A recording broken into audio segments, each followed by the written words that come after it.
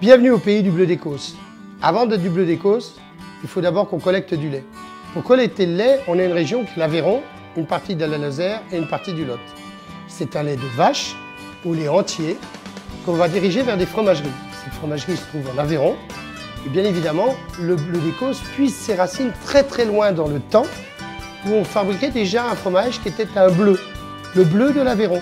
Ce bleu de l'Aveyron s'est transformé au fil du temps en bleu d'Écosse avec l'obtention d'une appellation d'origine contrôlée à l'époque, avec un cahier des charges et donc des critères qui définissent le produit, la zone de collecte, sa fabrication et son affinage. Et là on peut voir aujourd'hui que la traite du lait elle est mécanisée pour soulager de la main de l'homme parce que traire 70 vaches ça demande du temps et on peut quand même apprécier le fait qu'un enfant puisse encore avoir du plaisir à aller boire le lait au pied de la vache, ce qui est quand même un gage de qualité.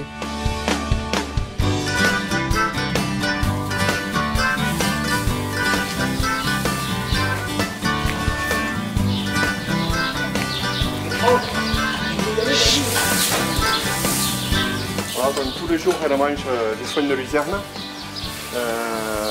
3 kg, au moins 3 kg par vache par jour.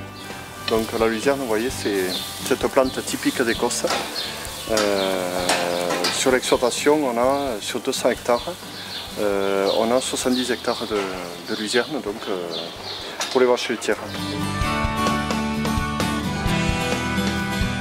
Maintenant, ce lait, qu'une fois qu'on a ramassé le lait dans le tank, il sera ramassé le soir ou dans la nuit et il sera amené à la fromagerie.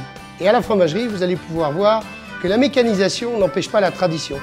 On a soulagé la main de l'homme dans plusieurs tâches qui sont le caillage, le brassage, le découpage, le coiffage du grain, plein de choses qui sont très techniques mais qui font qu'en fait, on fait un produit comme avant, dans un moule qu'on va laisser goûter au fil du temps.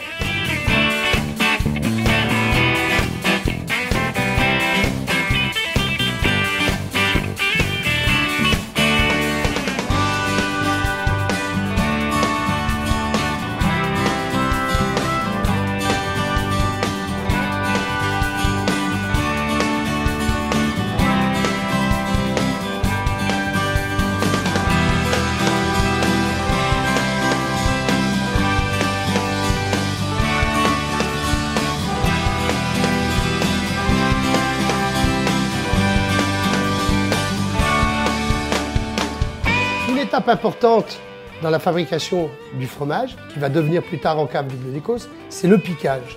Pourquoi? Parce qu'on crée des cheminées qui vont alimenter en air la souche de pénicillium qui va se développer. C'est une étape capitale dans la vie du produit quand il va arriver en cave d'affinage, ce que je vous invite à voir de suite. Elle a été bâtie et mise en œuvre en 1856, donc il y a très longtemps. Avant, elle était exploitée, mais pas de cette même façon. Au cours du temps, cette cave va être alimentée en air par ce que l'on appelle des fleurines. Une fleurine, c'est une faille qui descend du plateau calcaire jusque dans la cave. Elle amène de l'air froid ou de l'air chaud et le maître affineur, en fonction des températures qu'il souhaite dans la cave, ouvre ou ferme cette fleurine pour la faire monter en température ou la faire baisser en température. C'est ce que l'on appelle la conduite d'affinage. Alors là, on a la température sèche et la température humide. Et deux points fondamentaux, c'est-à-dire les hommes qui sont au début de l'histoire, puisque ce sont comme eux qui font la conduite du troupeau, avec des races brunes, des races montbéliardes, mais avec un lait d'excellence. Ce lait d'excellence va nous permettre de faire un superbe fromage, qui va trouver toutes ses lettres de noblesse à être affiné dans des caves d'affinage naturelles qui se trouvent dans les gorges du Tarn.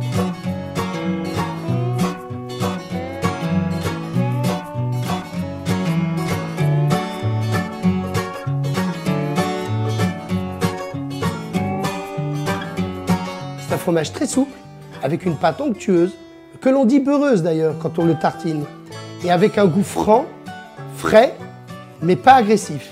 C'est aussi un excellent ingrédient culinaire pour des tas de préparations. Pour vous retrouver, et pour retrouver ce produit, bleu d'Écosse, vous pouvez vous repérer à ce logo. Ce logo sera présent sur l'ensemble des marques qui représentent le bleu d'Écosse. Petite chose, si jamais vous voulez faire plaisir aux producteurs de lait, Consommez 2 fois ce que vous faites habituellement, vous rendrez des hommes et des femmes heureux.